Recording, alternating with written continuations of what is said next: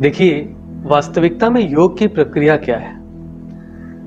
इस जीवन में जो 3 तत्व हैं, शरीर, आत्मा और परमात्मा, यदि ये तीनों युग्मित होकर किसी एक उद्देश्य की ओर एकाग्रता से बढ़ने लगे तो यही वास्तविकता में योग है।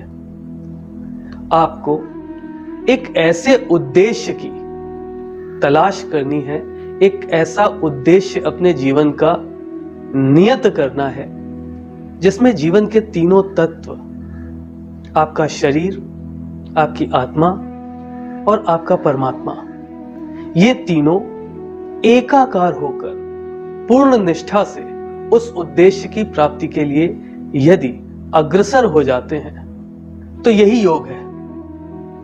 आपको एक ऐसा उद्देश्य निर्धारित करना होता है जिस उद्देश्य के चलते ये स्थिति बने।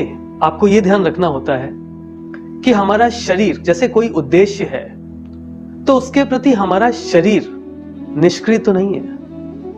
यदि शरीर सक्रिय है तो आत्मा उदासीन तो नहीं है, और यदि आत्मा उदासीन नहीं है, वो भी चेतन अवस्था में है, तो परमात्मा शांत तो नहीं है। जब हम अपने उद्देश्यों के प्रति इन तीनों तत्वों को एकाकार करना सीख जाते हैं, उसी समय हम योग में महारत हासिल कर लेते हैं, और यही वास्तविकता में योग है।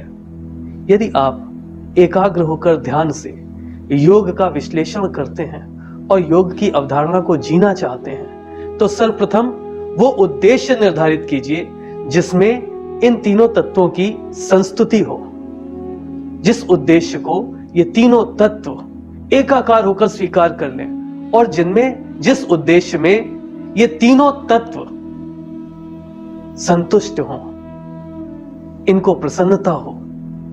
ऐसा उद्देश्य, ऐसे उद्देश्य के प्रति जब हम आगे बढ़ते हैं, अग्रसर होते हैं, तो हम योग कर रहे होते हैं। यही वास्तविकता में योग की अवधारणा है कि शरीर, आत्मा और परमात्मा युग्मित हो, इनका योग हो।